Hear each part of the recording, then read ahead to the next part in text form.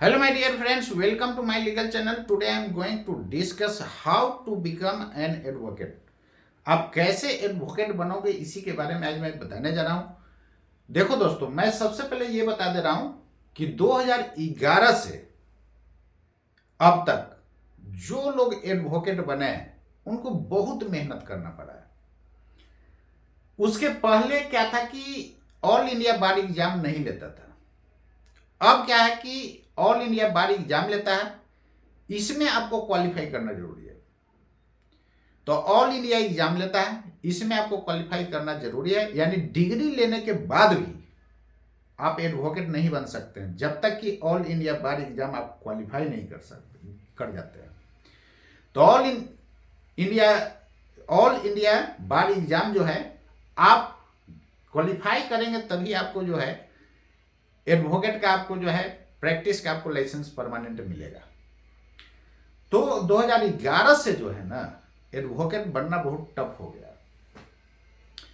Engineering medical जो लोग करता है उससे काफी टफ हो गया। तो आपको मैं बता दूं कि इंजीनियरिंग मेडिकल में तो लोग करने के बाद जो है जैसी डिग्री लेता है उसके बाद पैसा कमाना शुरू हो जाता है, लेकिन एडवोकेट में क्या है ना कि आप डिग्री ले लेंगे, उसके बाद ऑल इंडिया बार एग्जाम देंगे, उसमें क्वालिफाई कर जाएंगे, उसके बाद भी आपको जो है ना 3-4 साल आपको संघर्ष करना पड़ेगा, यानी आपको पेट्रोल भाड़ा भी नहीं आएगा। ये सही बता रहा हूं। लेकिन इंजीनियरिंग मेडिकल में कि डिग्री लेने के बाद जस्ट उसको कमाई शुरू हो जाता है।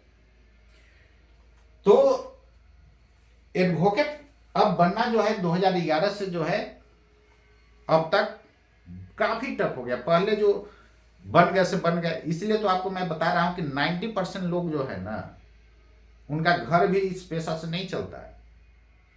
कारण कि पहले जो है ऐसा कोई एग्जाम था नहीं।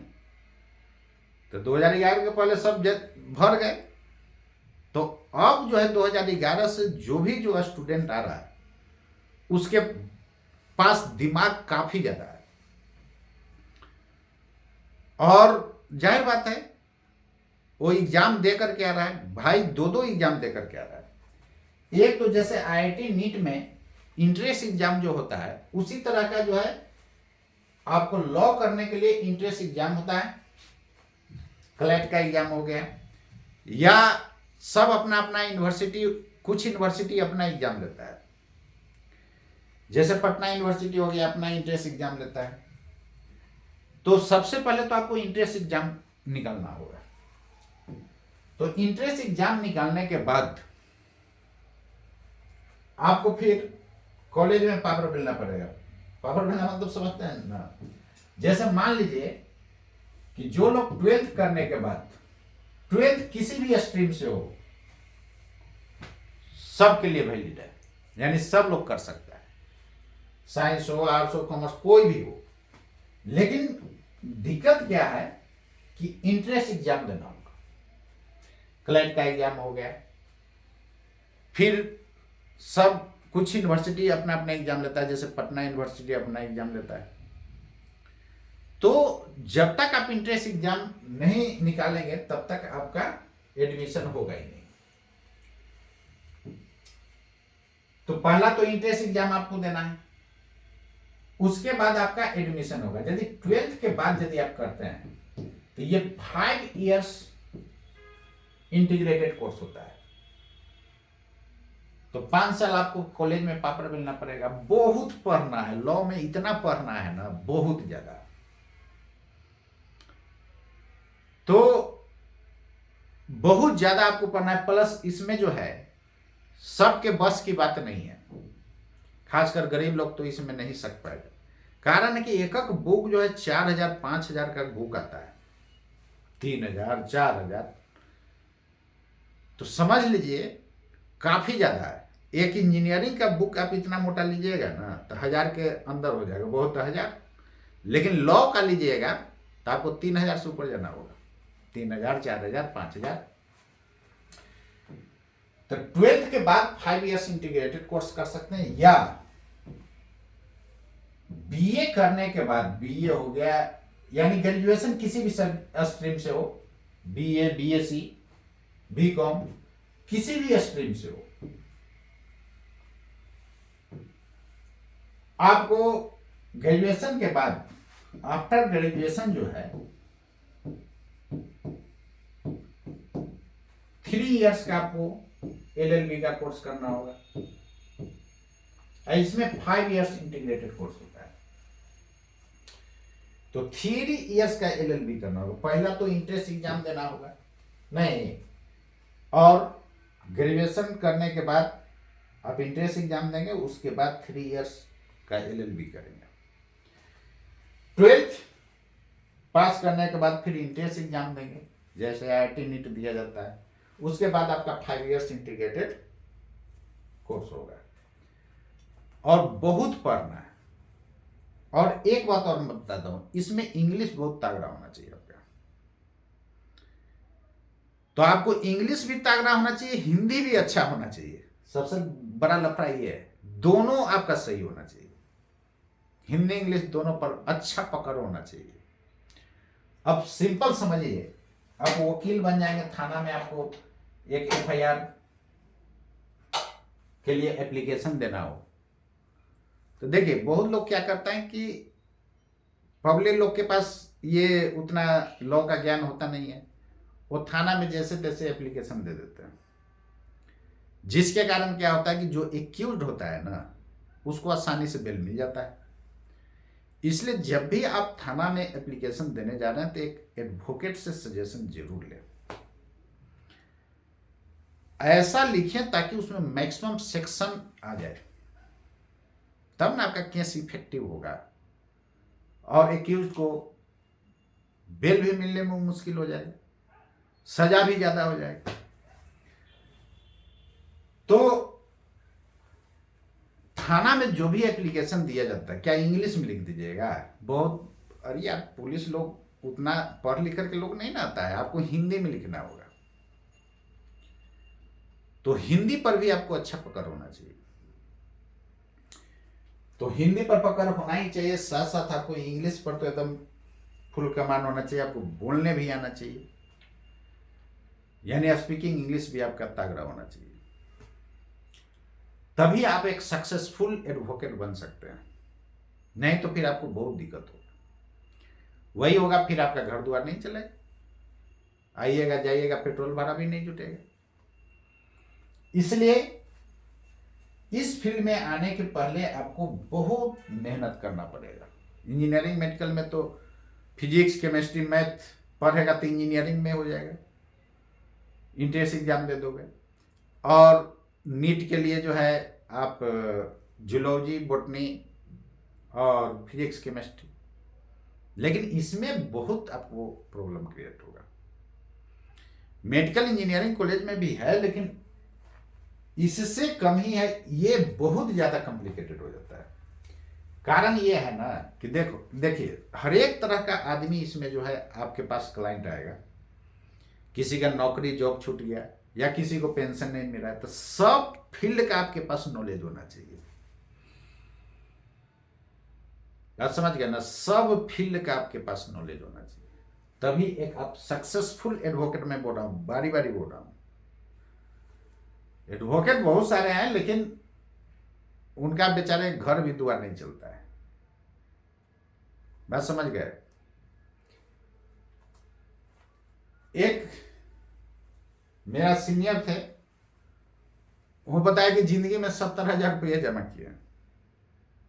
उनके पास नॉलेज भी नहीं था, तो हम उनके ज्यादा अंडर में रहे भी नहीं थे। लगता है ठीक से 10-15 दिन रहे होंगे। और आप लोग के भी बताते हैं, जिस सीनियर के पास नॉलेज नहीं, मत रहिए वहां, छोड़ के निकल जाइएगा, लाइफ बर्बाद हो जाएगा। तो इस फील्ड में 90% लोग वही है जिसके पास नॉलेज का कमी है। इसलिए बारी बारी सुप्रीम कोर्ट को कहना पड़ रहा है दोस्तों कि AIB एग्जाम को टफ किया जाए। टफ करते जा रहा है, अब देखिए ना, पहले से काफी टफ होते जा रहा है।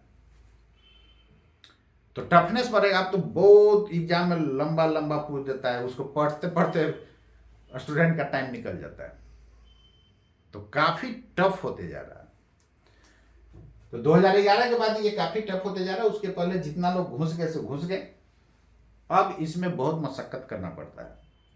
हम लोग भी झेले हैं, कारण क्या है, मैं भी 2011 के बाद बना हूं। तो 2011 से जो लोग इधर बने हैं वो सब बहुत मेहनत करके आए,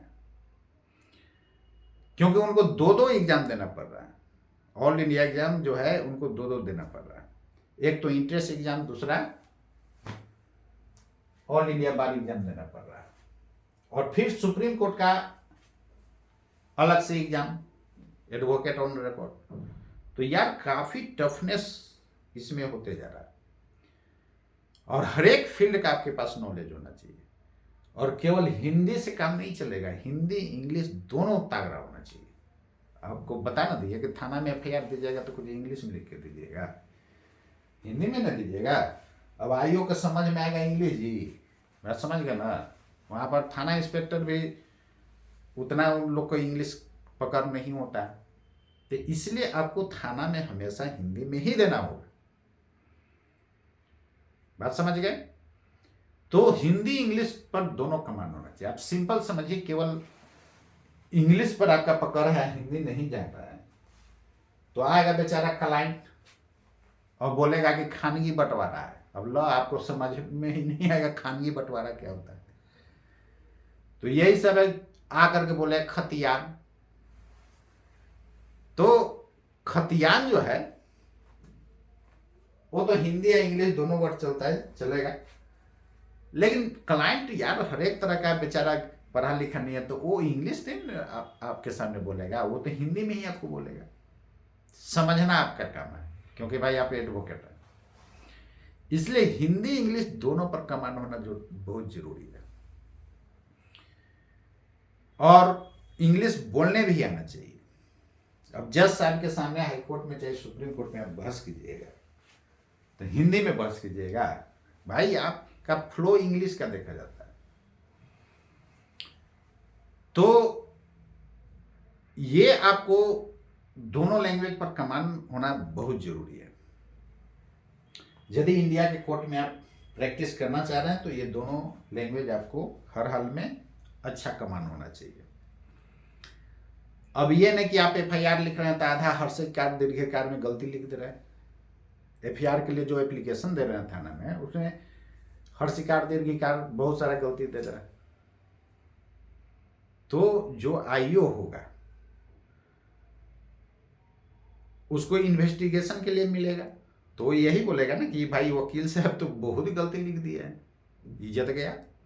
इसलिए आपका हिंदी में भी कमांड होना चाहिए, इंग्लिश में भी कमांड होना चाहिए, और अच्छा पकड़ होना चाहिए।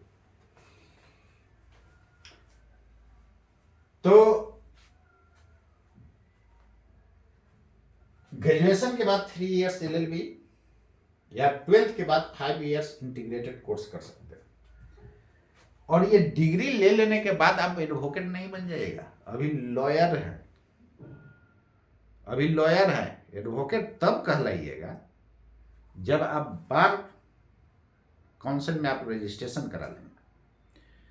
तो रजिस्ट्रेशन कराने के बाद भी आप एडवोकेट नहीं बनेंगे।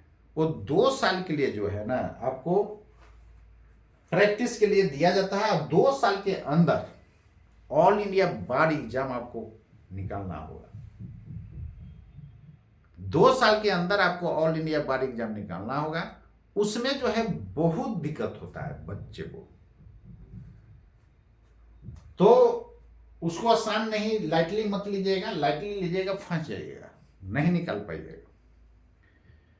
तो धीरे धीरे ये एग्जाम टफ होते जा रहा है। तो एक तो पहले आप इंट्रेंस एग्जाम दिए, फिर लॉ करने के बाद फिर देना पड़ रहा है यार, बताइए टफ है कि नहीं।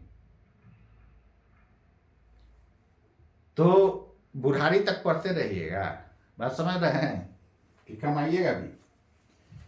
तो इसलिए जो है इंजीनियरिंग मेडिकल में क्या है ना कि डिग्री लेने के बाद जो है कहीं इधर उधर जॉब लग गया, कॉलेज से ही सिलेक्ट हो गया, तो फर्क ये होता है। इस फील्ड में आने के लिए देखिए एक इंटरेस्ट भी होना चाहिए। हमको बहुत पहले से इंटरेस्ट था कि लॉ करना जरूरी है, नॉलेज होना जरूरी है। तो हमारे पास तो बहुत सारा डिग्री है, हर एक फील्ड का मैं डिग्री ले चुका हूं लगभग। हर एक फील्ड का करने का मतलब साइंस का भी है, फिर लॉ का भी डिग्री है।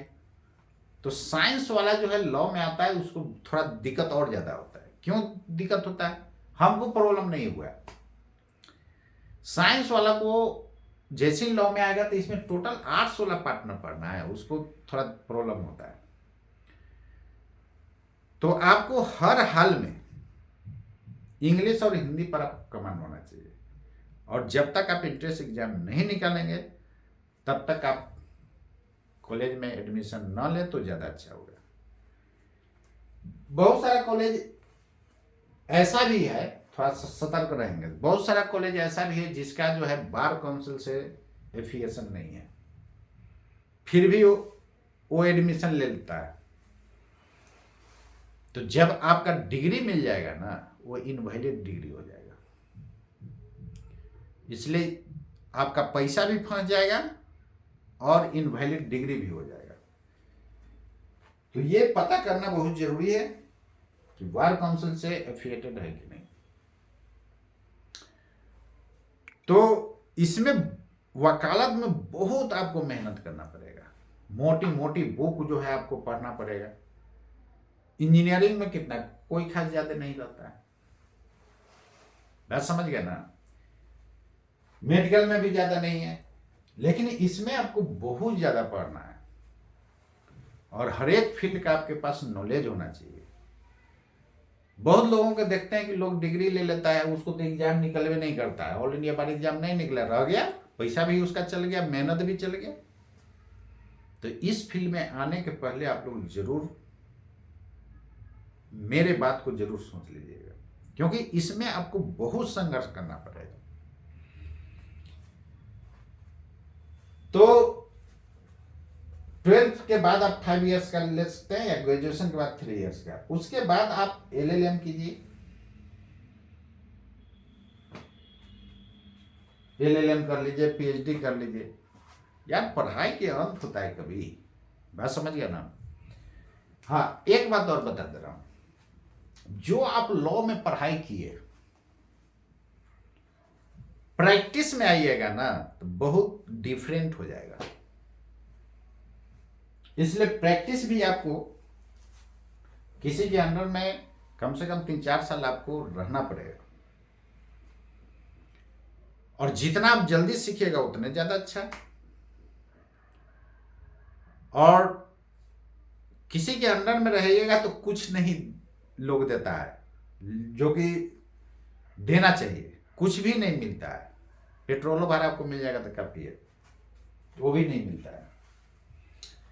तो इसमें काफी संघर्ष करना पड़ेगा आपको दोस्तों, इसलिए इस फील्ड में आने के पहले सोच विचार करके आना है, नहीं तो पैसा भी फंस जाएगा, आप कोई काम के आपका रहेगा भी नहीं, आपका परिवार भी नहीं चलेगा। तो इसमें आने के पहले यही ध्यान रखना है। मेरे साथ क्या हुआ था, मैं तो स्टार्टिंग से ही काफी मेरे पास केस मिल गया, क्योंकि मेरे पास सोर्स अलग है केस लेने का। ऑल बिहार मैंने लाखों बच्चा को पढ़ाया, उससे भी मेरे को केस मिल गया, और कुछ ग्रुप से भी हमको मिल जाता है, कुछ पार्टी से भी मिल जाता है।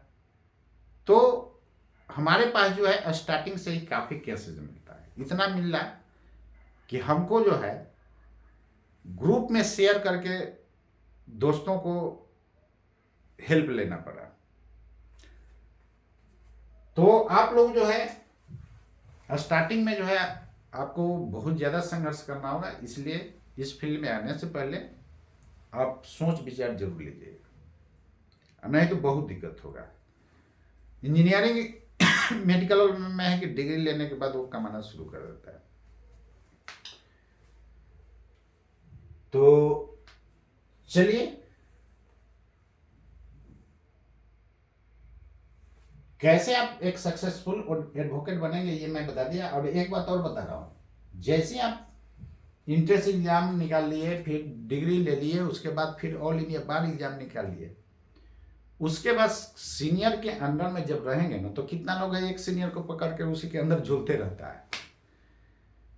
तो ये गलती नहीं करना है। आप सीनियर को चेंज कीजिए, हर एक तरह का आपके पास नॉलेज आना चाहिए। हम तो बहुत सारे सीनियर को चेंज किए।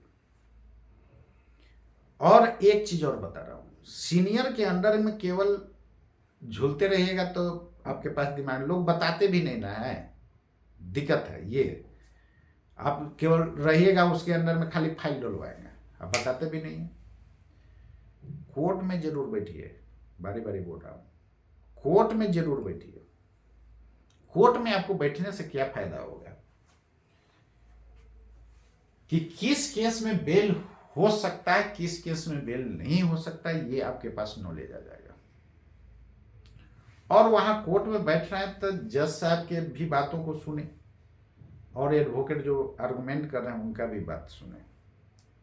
तो कोर्ट में बैठना बहुत जरूरी है। बहुत लोगों के देखते हैं क्या कि सीनियर के अंडर में बस खाली फाइल डोल के जाए, कोर्ट में गए फिर चल गए, वैसे आपके पास नॉलेज कभी नहीं आएगा। और 7 साल 10 साल रह जाइएगा ना सीनियर के अंदर में, नहीं नॉलेज आएगा। तो मेरे बात पर आप जरूर ध्यान दीजिएगा। लोग केवल बस शोषण करते हैं, सीनियर लोग केवल शोषण करते हैं, ना बेचारे को कुछ पैसा देंगे, ऊपर से खाली फाइल डलवाते हैं। तो ऐसे नहीं सीखिए, कोर्ट में जरूर बैठिए, और सब कोर्ट में जाकर के बैठिए, सब जज साहब का सुनिए किस आधार पर वो बेल दे रहे हैं, बात समझ रहे हैं ना। तो ये सुनना बहुत जरूरी है। सब कोर्ट में इतना बार बैठिए कि सब जज का दिमाग में, माइंड में घुस जाए, उनका फेस भी घुस जाए, वो किस आधार पर बेल देते हैं, कैसा सिचुएशन में बेल नहीं देते हैं, ये आपके पास माइंड में यदि रहेगा ना, आप क्लाइंट को अच्छे से डील कीजिएगा। हाँ, एक बात और बता दे रहा हूं, जो केस गंभीर है, जैसे रेप का केस हो गया, ये सब में तो यार बेल होने का चांसेस कम होता है, लेकिन फिर भी यदि बुद्धि लगाएंगे ना तो इसमें आपको रिलीफ मिल सकता है। तो ये सब वहां देखिए कि क्या सब हो रहा है। सिविल कोर्ट में आप सब कोर्ट में बैठ करके आप ऑब्जर्व जरूर करें, हाई कोर्ट में भी ये काम कर लें, तो आपके पास नॉलेज अच्छा हो जाएगा। कितना लोग के देखते हैं कि हाई कोर्ट में सीनियर के अंडर में है तो हाई कोर्ट में झूल रहे हैं, समझ गया ना, सिविल कोर्ट में है तो सिविल कोर्ट में 10 साल झूल रहे हैं। वैसे नॉलेज आपके पास उतना अच्छा नहीं हो पाएगा। सिविल कोर्ट में भी प्रैक्टिस कर लीजिए, हाई कोर्ट में भी कर लीजिए, और सब जज का जरूर विजिट कीजिए, जज साहब का सब कोर्ट में आप विजिट कीजिए। विजिट मतलब ऐसे ही गए आप देख के भाग गए, अरे भाई वहां रही, आज ये कोर्ट में बैठ करके एकदम पूरा दिन भर सुने, कल वो कोर्ट में। लेकिन सीनियर लोग क्या करते हैं कि आपको कोर्ट जाने नहीं देंगे, यही एक प्रॉब्लम है, सीधे अपने में झूले ले रहेंगे, आप बताएंगे नहीं बताने। जो कि सुप्रीम कोर्ट जो है हमेशा जो है ये इंस्ट्रक्शन देते रहता है कि भाई जूनियर को बताइए, कहाँ कोई बताता है, आपको खुद सीखना पड़ेगा। इस फील्ड में बहुत लोगों का पता नहीं क्यों नहीं बताना चाहते हैं। अरे यार, बताने से ज्ञान और बढ़ता है, घटता नहीं, चाहे उनको नहीं आता होगा। देखिए, एक बहस कर लेना, एक लॉ का नॉलेज होना, दोनों में फर्क होता है। ऐसा नहीं कोई बहस कर लेना तो बहुत बड़का विद्वान है लॉ का, नहीं। जब लॉ का विद्वान रहते तो सुप्रीम कोर्ट वाला ये वाला के एग्जाम नहीं निकाल देते, बात समझ गए। तो लॉ का उनके पास ज्ञान जो है कोई जरूरी नहीं कि रहेगा, पूछिएगा कुछ बताएंगे कुछ आंसर, तो हम आपको एक बात बता दे रहा हूँ, जब भी आप कोर्ट में बैठेंगे ना तो वहाँ नए नए वर्ड सुनेंगे। उस वर्ड को सीधे, अब यार मोबाइल का जमाना है, सीधे आप यूट्यूब पर टाइप कीजिए, वहां से आप समझ लीजिए, या गूगल पर टाइप करके समझिए।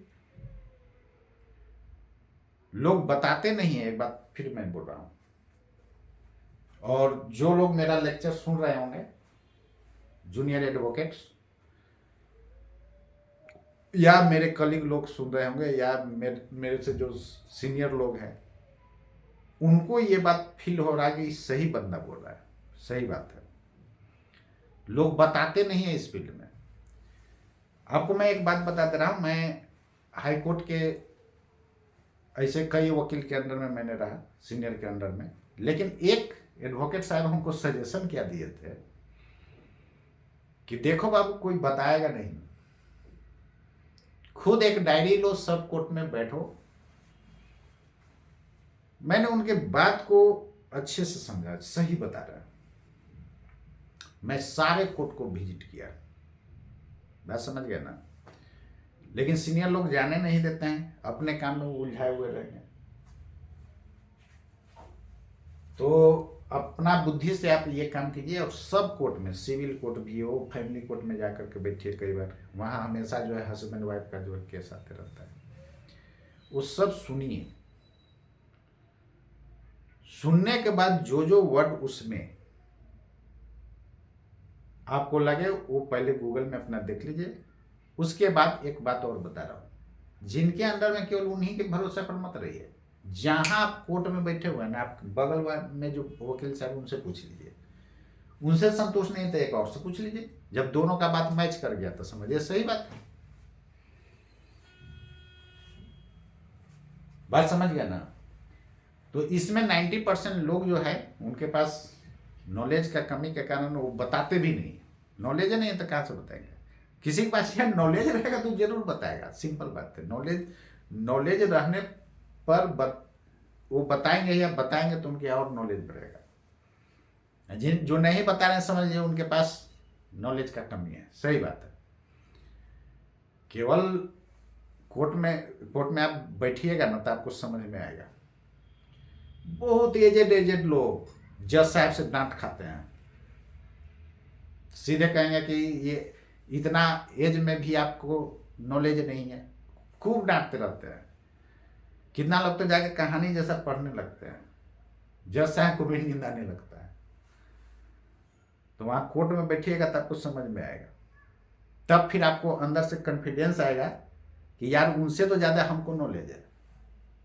अंदर से आपको कॉन्फिडेंस आएगा। आप ताजा पढ़ के आए, निश्चित रूप से आपके पास नॉलेज ज्यादा रहेगा, यदि अच्छे से पढ़ाई करके आए तो।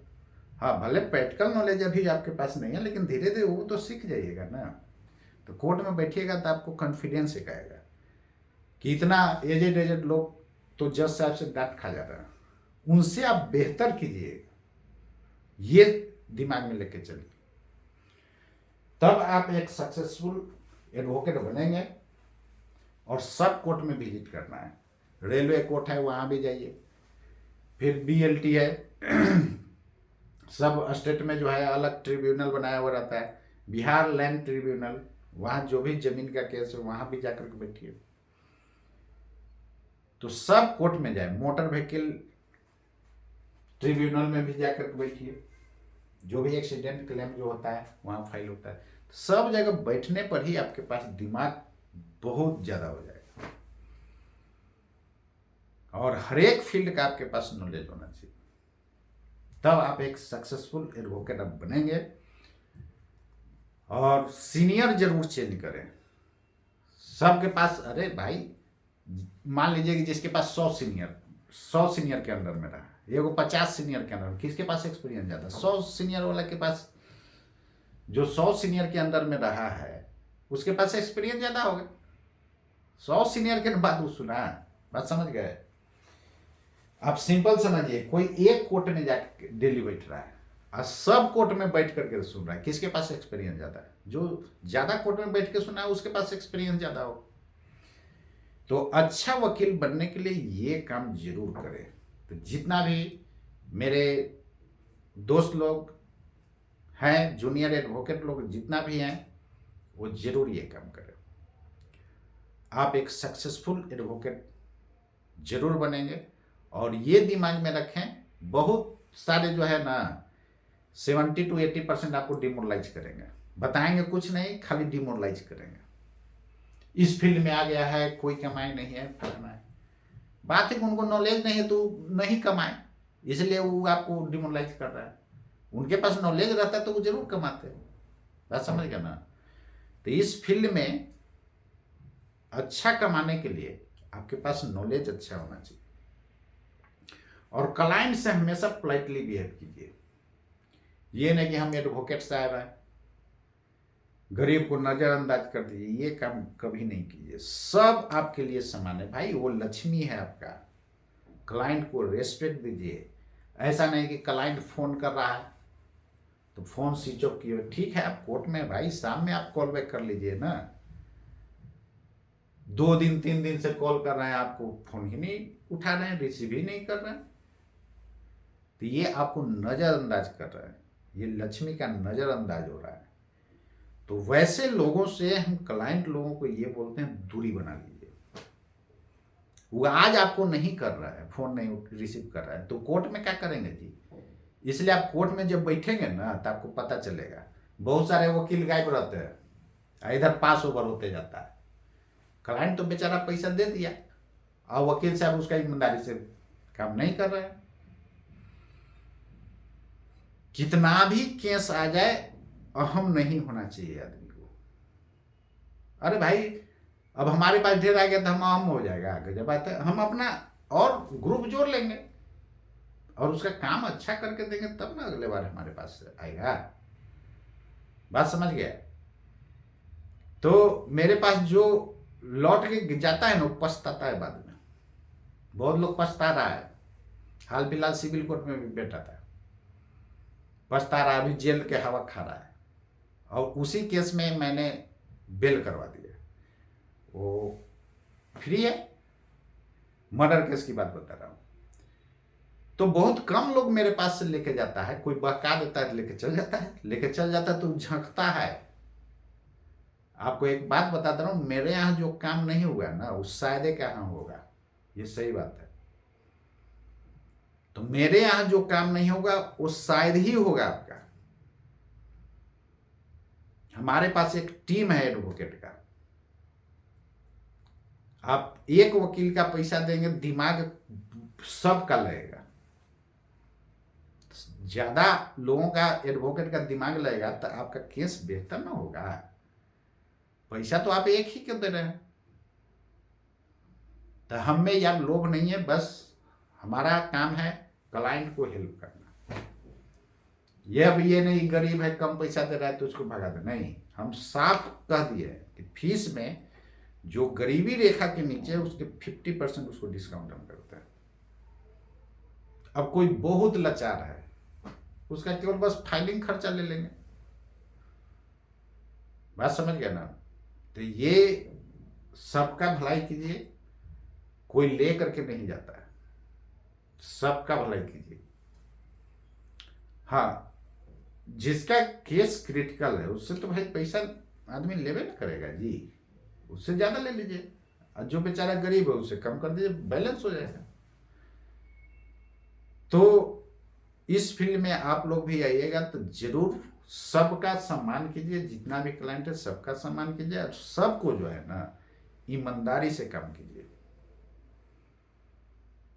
ईमानदारी से कीजिएगा तो आपके ऊपर बिलीव होगा।